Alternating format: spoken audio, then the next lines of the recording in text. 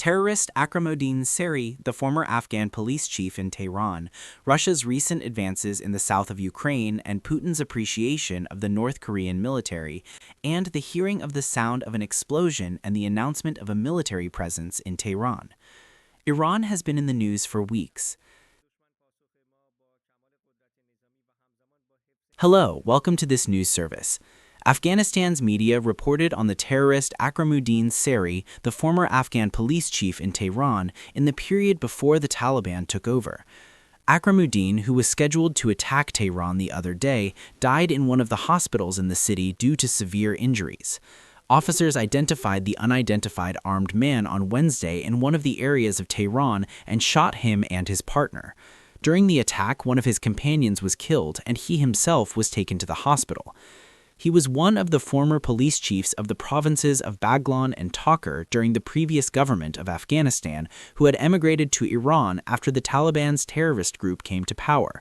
However, until now, the motivation of this armed attack and the identity of its perpetrators has not been officially specified. The Russian Defense Ministry announced that the forces of this country have succeeded in liberating the city of Zarchinov, where several projects have been launched against Russia and attacked the military industry, the energy sector, infrastructure, and logistics, which the KF forces also continue. This ministry, in a statement on the course of the military operation, announced that the forces are connected to some of the Russian Central Command in the two cities of Demitikov and Rodinsky in the Republic of Donetsk, and are continuing their operations and have defeated 500 Ukrainian armies. As a result of this statement, the forces of the south have been forced to retreat, the forces of the north have given up their tactical position, and the forces of the west have strengthened their positions, and hundreds of military have been killed in the course of these operations. Vladimir Putin, the head of the Russian Republic, today praised the courage of the North Korean military in the Kursk region and also praised the efforts of the Korean-made anti-missile system in Russia and confirmed these actions to the friendship and brotherhood between the two countries.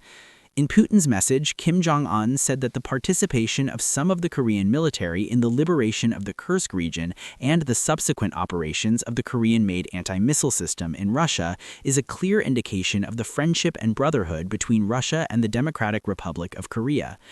In this message, Putin also pointed out that Moscow and Pyongyang are able to implement the conditions for the strategic participation of the community, but this is evidenced by the bilateral cooperation, participation in political, economic, humanitarian, and other areas.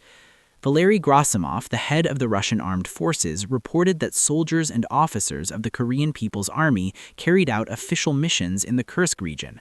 As well, Kim Jong-un, the leader of the Korean People's Army, decided to send 1,000 Korean-made anti-missile systems to the Kursk region. Last week, Putin announced in an extended session with the Russian Defense Ministry that the Korean military had participated in the operation of the Korean-made anti-missile system in the Kursk region. At the meeting with the Korean leader and the Russian-made anti-missile system operators, Kim Jong-un confirmed their official agreement and pointed out that the dangerous region, with the expansion of the Korean-made anti-missile system, which had been difficult for several years, had turned into a safe region in less than 3 months. While the security situation of the region and the messages of the war between Iran and Israel are still under public attention, Valery Gerasimov, the commander of the Tehran army, announced that on Friday and Saturday, the sound of shelling and explosions were heard in some parts of Tehran.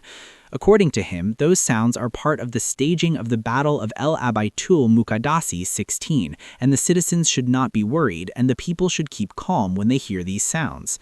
This battle, which is held annually by the ground forces of the IRGC in different regions in the event that the women's movement about the possibility of a new attack on Iran has increased in the media space and sensitivities about military action, Mohammad Jafar Kayempana, the deputy head of the Iranian Republic, pointed out that in the event of any threat from the enemy, our response will be with the full military power and at the same time with the preservation of national integrity.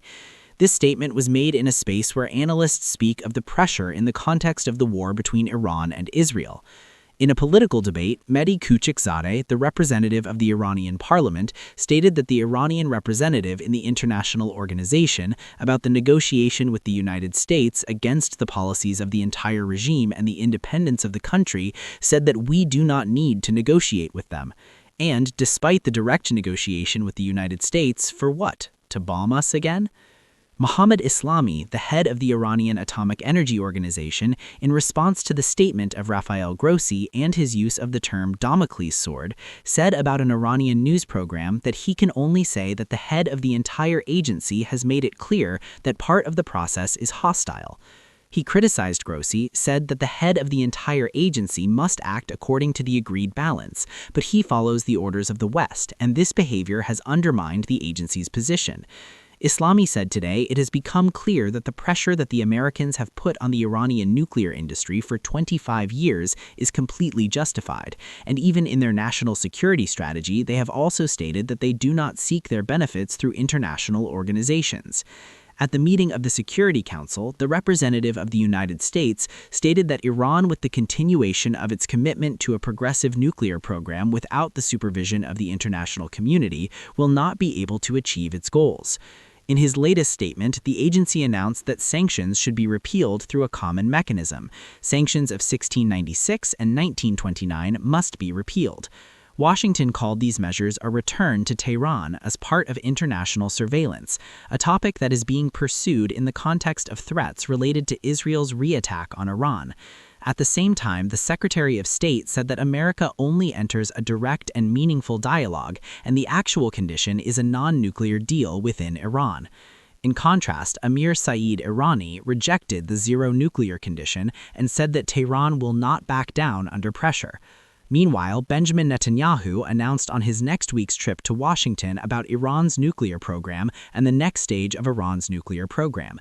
He said that Israel is aware of some of Iran's latest developments and strategies, but is not pursuing them. Netanyahu emphasized that Iran's nuclear program is also one of the main demands of Israel and America, a topic that is being discussed in the context of Iran's war with Israel and concerns about Israel's re-attack on Iran.